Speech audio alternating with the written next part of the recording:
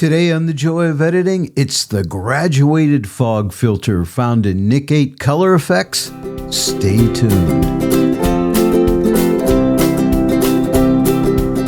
Hello everyone and welcome to The Joy of Editing with Dave Kelly. Today we're continuing our weekly journey through Nic 8 Color Efex. And this time we're looking at the graduated fog filter. This filter lets you add realistic atmosphere that's stronger in one area and fades smoothly into the rest of the image. Great for creating depth, mood, and a softer cinematic feel without overdoing it. And here's a quick heads up. If you're thinking about Nic Collection 8 or any DxO software, you can grab 15% off new purchases with my code Dave Kelly. Links are in the description and you can try any app free first. If you use my links, I earn a small commission at no extra cost to you. Thanks for supporting the channel. I have several different examples to show you how this filter works. We're going to start out with this image of these gentlemen fishing. I'm working right from the Nic 8 Color Efex app. And if you look to the left side of the interface, you're going to find your list of filters here. And you want to make sure you go to the graduated fog filter, click on the plus to add the filter. I already have my filter added to the filter stack over here. It's shut off right now. If you want to find the filter faster, come up to the search bar and type in the filter name. You'll find it a lot quicker. All right, then let's have some fun. Let's come over to the filter stack. The graduated filter is turned off. I'm going to click the checkbox to turn it on. Now, these are the default settings. Right now, the opacity is at 80%. First off, let's look at all of the adjustment possibilities. We start out with fog method. Now, this is a drop-down menu. If you click this, right now we're on method 1. You can just hover over these methods. Here's method 2. You can see the change there. Here's method 3, and here is method 4. So the first thing you want to do is figure out which method you like. Okay, method 4, 3, 2, or 1. And for this image, I chose method number 3. So I'll click on 3. And now we have opacity. Now again, the default opacity is 80%. You can give it more, you could give it less. Just decide on an amount that you want. It's all non-destructive. You can always come back and change anything that you like.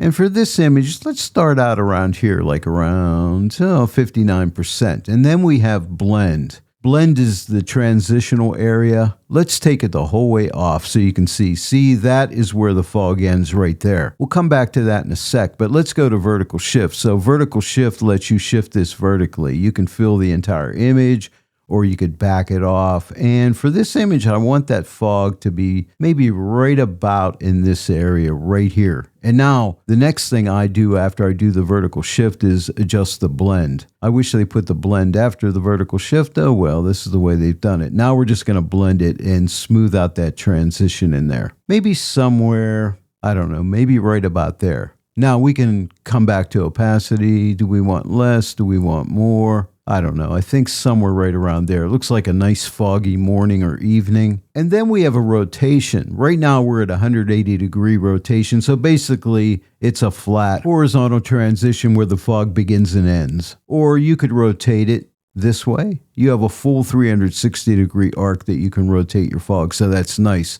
So you have a lot of possibilities here. If you want to reset it to 180 degrees, just double click right here and we reset it. So I think that looks pretty good. Now we also have shadow and highlight protections. You could click on the shadow warning. We don't have any shadow clipping. I'll shut this off and click this box for highlight warning. And we have no clipping and highlights. I'll shut this off. But I think what I want to do here, if I take the highlight slider to the right, I'll protect those highlights a little more. So when I do this, you notice how the fog changes a little bit. It's not quite as light. So I'm going to move this over to maybe right here at 17%. Now to shut this filter off, we can click this box and uncheck it. That's before and that's after. That's really nice. Or we could come up to compare and left click with your mouse and hold down. There's before, there's after. Or you could click on the split compare and do a split compare. That's pretty cool. Or you could click this button right here and do a side compare. And if you click right here, you can do a left to right or top to bottom. And click this again, and we just go back to the regular compare. So I'll click this, here's before and here's after. So it's just that easy to use. And don't forget, you also have an overall opacity slider, so we can pull this the whole way off and then just build it up slowly and stop where we think it looks the best.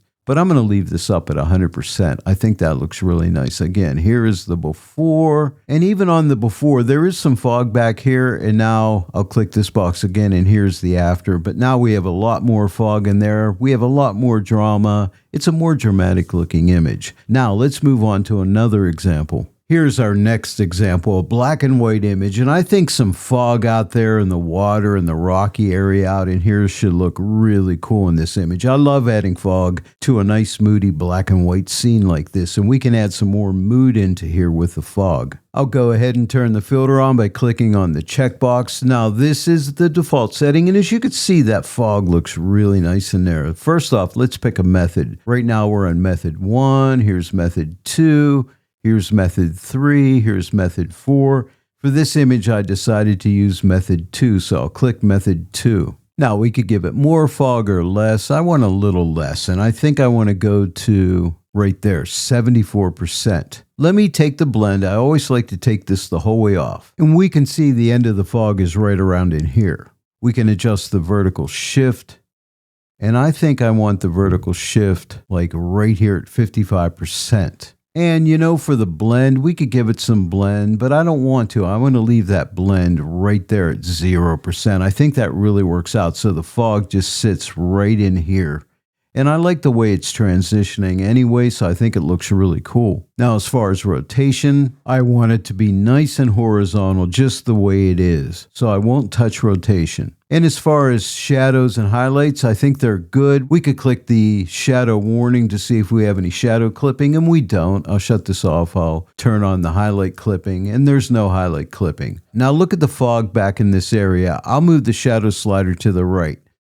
You see what happens? That fog, the dark tones get a little lighter back in there when I move that across. So you may want to use that for an artistic reason. I don't. I'll leave the shadows off. And as far as highlights, if we move this to the right, we're going to protect highlights, but they'll tend to dull down, and I don't want that. So for this image, I'm going to leave shadows and highlights turned off. And as far as the overall opacity, I'm going to leave it up full. But let me shut off the filter now. Here's before, and here is after. Again, before and after. Isn't that cool? We've added a lot more mood to this image with that fog. I really like it. It's great on black and white images as well as color images. The graduated fog filter works best on images that already have depth, like forests, coastlines, lakes, city scenes, where you've got a clear background and foreground. It's perfect for adding atmosphere to the distance while keeping your main subject up front nice and clear. And now for the final example, let's try it out in this image. We already have these low-lying clouds in here, so I think a little bit of fog just back in this area will look really cool, so let's give it a try. Right now the fog filter is turned off. Let me go ahead and click the checkbox and turn it on. Now we're at method 1. Let's try the different methods.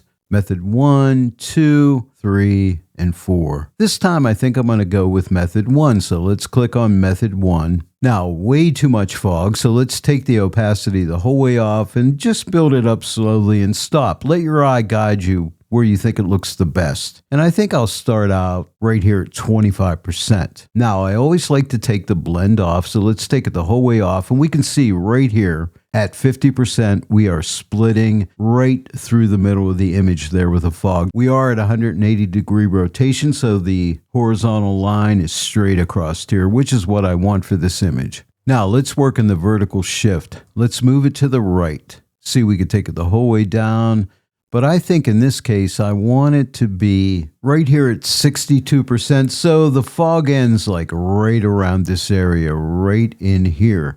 Now, let's work on the blend. Let's give that a little more blend. It's not bad. It blends off rather nicely, but let's give it a little more blend in that area. And I'll take this over to right there, 16%. So this is the area it blends in right in here. The rotation is set for 180 degrees, so we have a nice horizontal transition between where the fog begins and ends right in this area. Now, as far as checking for shadow clipping, if I click on the shadow protection warning, we can see we have some clipping here, but that's in the stock image. If I move this shadow slider to the right, I can't get rid of it. That's in the image. I can't do anything about it. Let's shut off this warning. I'll turn on the highlight clipping warning by clicking this box. We have no highlight clipping, so I'm going to shut that off. Now, if I wanted to, I could dull the highlights down by moving the highlight slider to the right, but I don't want to do that. I like it just the way it is. And of course, we can work with opacity, give it more or less opacity, but let's leave it at 100%. Now, let's do a split compare. I'll click this button. We started out here,